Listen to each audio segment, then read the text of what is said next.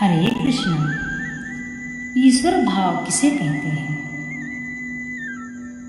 शासन के द्वारा लोगों को अन्याय आचरण से रोककर सदाचार में प्रवृत्त करना, दुराचारियों को दंड देना, लोगों से अपना आज्ञा का अन्याय युक्त पालन करवाना तथा समस्त प्रजा का हित सोचकर निस्वार्थ भाव से प्रेम पूर्वक पुत्र की भांति उसकी रक्षा और पालन पोषण करना, यह ईश्वर भाव है।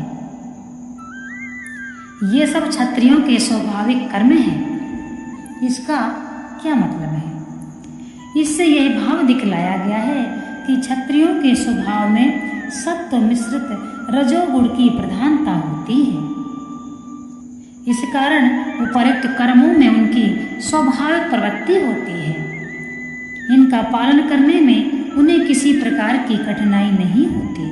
इन कर्मों में भी जो धृति दान आदि सामान्य धर्म है, उनमें सबका अधिकार होने के कारण वे अन्य वर्ण वालों के लिए अधर्म या परधर्म नहीं है, किंतु ये उनके स्वाभाविक कर्म नहीं है। इसी कारण ये उनके लिए प्रयत्न श्राद्ध है। मनुस्मृति में जो प्रजा की रक्षा करना, दान देना, यज्ञ करना, वेदों का अध्ययन करना और विषयों में आसक्त न होना, ये क्षत्रियों के कर्म संक्षेप में बतलाए गए हैं और यहाँ प्रायः दूसरे ही बतलाए गए हैं। इसका क्या अभिप्राय है? यहाँ क्षत्रियों के स्वभाव से विशेष संबंध रखने वाले कर्मों का वर्णन है। अतः मनुस्मृति में बतलाए हुए कर्मों में से क्षत्रियों के स्वभाव से विशेष संबंध रखने वाले प्रजापालन और दान, इन दो कर्मों को तो यहाँ ले लिया गया है, किंतु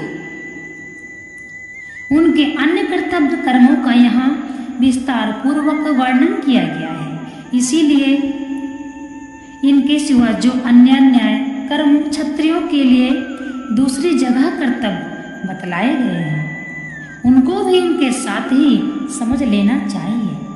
इस प्रकार क्षत्रियों के स्वाभाविक कर्मों का वर्णन करके अब वैश्य और शूद्रों के स्वाभाविक कर्म भगवान बता रहे हैं। खेती, गोपालन और क्रय विक्रय रूप सत्य व्यवहार, ये वैश्य के स्वाभाविक कर्म हैं तथा सब वर्णों की सेवा करना शूद्र का भी स्वाभाविक कर्म है। कृषि यानी खेती करना क्या है?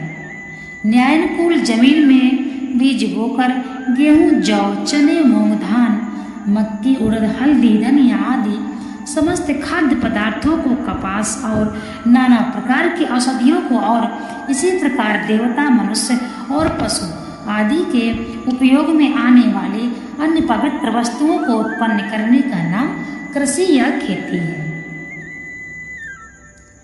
गौरक्ष यानी गोपालन किसको कहते हैं? नंद आदि गोपों की भांति गौओं को अपने घर में रखना, उनको जंगल में चराना समझने का विषय है। श्रीमद् भागवत गीता में कौन से वर्ण को क्या कार्य करना चाहिए, सब कुछ बताया गया है। नंद आदि गोपों की भांति गौओं को अपने घर में रखना, उनको जंगल में चराना, घर में भी यथा आवश्यक चारा देना, जल पिलाना तथा व्याघ्र आदि हिंसक जीवों से उनको बचाना, उनसे दूध, दही, घृत आदि पदार्थों को उत्पन्न करके उन पदार्थों से लोगों की आवश्यकताओं को पूर्ण करना और उसके परिवर्तन में प्राप्त धन से अपनी गृहस्थी के सहित और उन गौओं का भली भांति न्यायपूर्वक निर्वाह करना गोरक्ष यानी गोपालन है। पशुओं में गौ प्रधान है तथा मनुष्य मात्र के लिए सबसे अधिक उपकारी पशु भी गौ ही है। इसीलिए भगवान ने यहाँ पशुपालनम पद का प्रयोग करके उसके बदले में गौरक्ष का पद प्रयोग किया है। अतएव यह समझना चाहिए कि मनुष्य के उपयोगी भैंस, ऊंट, घोड़े और हाथी आदि अन्य पशुओं का पालन करना भी वैश्यों का कर्म है। अवश्य ही गोपालन उन सब की अपेक्षा अधिक महत्वपूर्ण कर्तव्य है। वाणिज्य यानी क्रय विक्रय रूप सत्य व्यवहार क्या है? मनुष्यों के और देवता, पशु आदि अन्य समस्त प्राणियों के उपयोग में आने वाली समस्त पवित्र वस्तुओं को धर्मानुकूल खरीदना और बेचना तथा आवश्यकता अनुसार उनको एक स्थान से दूसरे स्थान में पहुंचाकर लोगों की आवश्यकताओं को पूर्ण करना वाणिज्य यानी क्रय विक्रय रूप व्यवहार है। वाणिज्य करते समय वस्तुओं के खरीदने बेचने में तौल नाप और गिनती आदि से कम दे देना या अधिक ले लेना, वस्तुओं को बदलकर या एक वस्तु से दूसरी वस्तु मिलाकर अच्छे के बदले खराब देना या खराब के बदले अच्छे ले लेना, नफा और दलाली आदि ठहराकर उससे अधिक लेना या कम देना।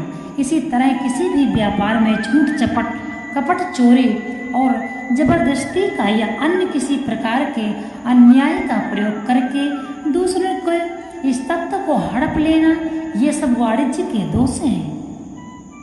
इन सब दोषों से रहित जो सत्य है और न्याय युक्त पवित्र वस्तुओं का खरीदना और बेचना, वही क्रय विक्रय रूप सत्य व्यवहार है। तुलाधार ने इस व्यवहार से भी सिद्धि प्राप्त की थी। ये वैश्यों के स्वाभाविक कर्म है। इस कथन का क्या अभिप्राय है? इससे यह दिखलाया गया है कि वैश्य के स्वभाव में तमो मिश्रित रजोगुण प्रधान होता है। इस कारण उसकी उपर्युक्त कर्मों में स्वाभाविक प्रवृत्ति हो जाती है। उसका स्वभाव उपर्युक्त कर्मों के अनुकूल होता है।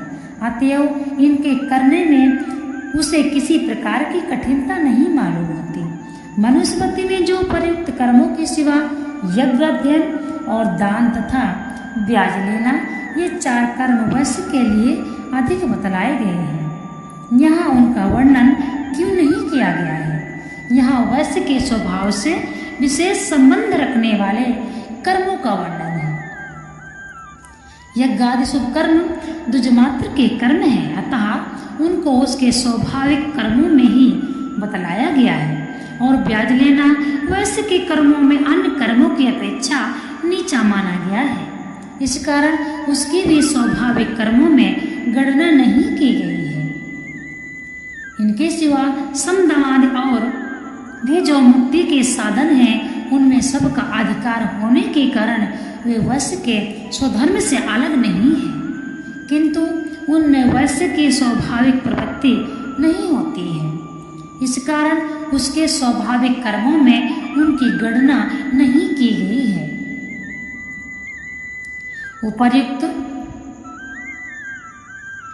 द्विजाति वर्णों की अर्थात ब्राह्मण, क्षत्रिय और वैश्यों की दास वृत्ति से रहना, उनकी आज्ञाओं का पालन करना, घर में जल भर देना, स्नान करा देना, उनके जीवन निर्वाह के कार्यों में सुविधा कर देना, दैनिक कार्य में था योग्य सहायता करना, उनके पशुओं का पालन करना, उनकी वस्तुओं को संभाल कर रखना, कपड़े साफ करना, छौर कर्म करना आदि जितने भी सेवा के कार्य हैं, उन सबको करके उनको संतुष्ट रखना अथवा सबके कर्मों में कामों में आने वाली वस्तुओं को कारीगरी के द्वारा तैयार करके उन वस्तुओं से उनकी सेवा करके अपनी जीविका चलाना, ये सब